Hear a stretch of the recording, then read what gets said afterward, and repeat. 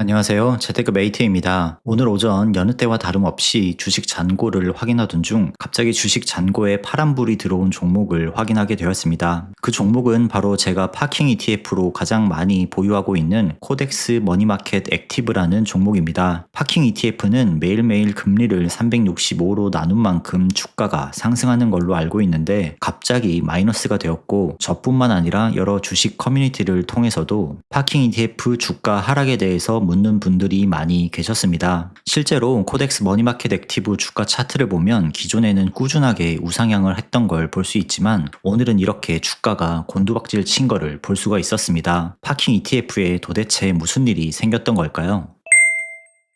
우리나라 ETF 시장에서 가장 시총이 높은 4개의 파킹 ETF 종목의 주가 차트를 살펴봤습니다. 파킹 ETF는 지난 몇 년간 그냥 보유만 하고 일반 주식을 매수할 때 매도하는 형태로만 운용을 해서 차트를 볼 일이 없어서 몰랐었는데 25년 7월 이후부터 파킹 ETF들의 주가 흐름에 변화가 발생한 걸 확인할 수 있었습니다. 마치 미국의 채권 ETF인 SGOV처럼 주가 차트가 톱니바퀴 모양을 형상화하고 있었습니다. 실상을 확인해보니 우리가 잘 알고 있던 어떤 정책과 연관이 되어 있었습니다. 올해 1월 해외 주식형 TR ETF 폐지 내용 아마 잘 기억하고 계실 겁니다. 1월에 소득세법이 개정된 이후 7월부터 시행되는 TR ETF 폐지법에 따르면 모든 ETF는 매년 1회 이상 분배를 해야 한다는 규정이 신설되었습니다. 여기서 예외 조항으로 국내 주식형 ETF는 제외가 되었지만 금리형이나 채권형으로 구성되어 있는 파킹 ETF는 제외되지 않았고 TR ETF로 규정되어 반드시 분배가 필요하게 된 것입니다.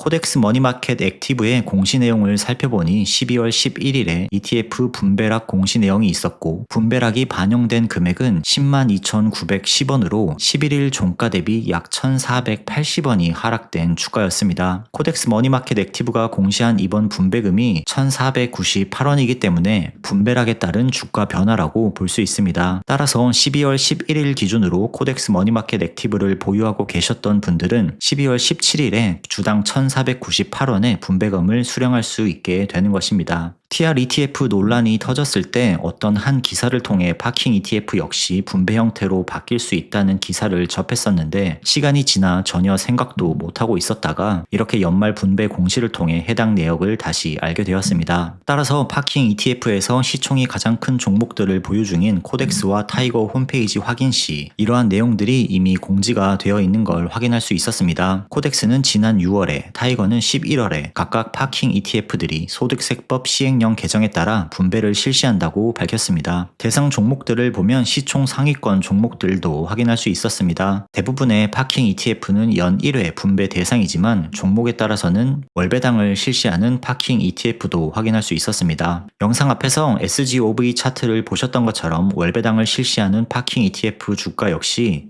SGOV와 비슷한 톱니 모양을 나타내고 있습니다. 코덱스 머니마켓 액티브처럼 연 1회 분배를 하는 종목들은 1년 단위로 이러한 톱니 모양이 나타날 것으로 예상해 볼 수 있습니다. 아마 오늘 아침에 파킹 ETF 주가에 손실이 발생한 것을 보고 잠시나마 놀랐던 분들이 계셨을 텐데 이는 소득세법 시행령 개정안에 따른 것으로 분배를 하기 전이나 하고 난 뒤나 주가와 분배금을 모두 합친 토탈 리턴 측면으로 봤을 때 수익률은 동일합니다. 다만 주식 잔고창에서 평가 손실이 계속해서 마이너스가 되어 있어서 신경이 쓰일 수도 있습니다. 파킹 ETF들은 하루하루 상승량이 매우 미미하기 때문에 마이너스가 플러스로 전환되려면 상당한 시간이 소요될 것으로 예상이 됩니다. 따라서 이러한 분배락을 원하시지 않을 경우에는 월배당보다는 연배당 파킹 ETF를 선택해서 12월 분배금 기준일 이전에 매도를 한다면 주식 잔고에서 마이너스를 보지 않을 수 있습니다. 그리고 분배락이 발생해도 TR 수익률은 동일하기 때문에 마이너스된 부분이 신경 쓰이지 않으신 분들은 그냥 기존대로 계속해서 보유하시면 될 것 같습니다. 저 같은 경우도 잔고창에서 마이너스가 되더라도 분배금을 받을 수 있기 때문에 크게 신경 쓰지 않고 계속 보유를 하는 방향으로 생각 중입니다.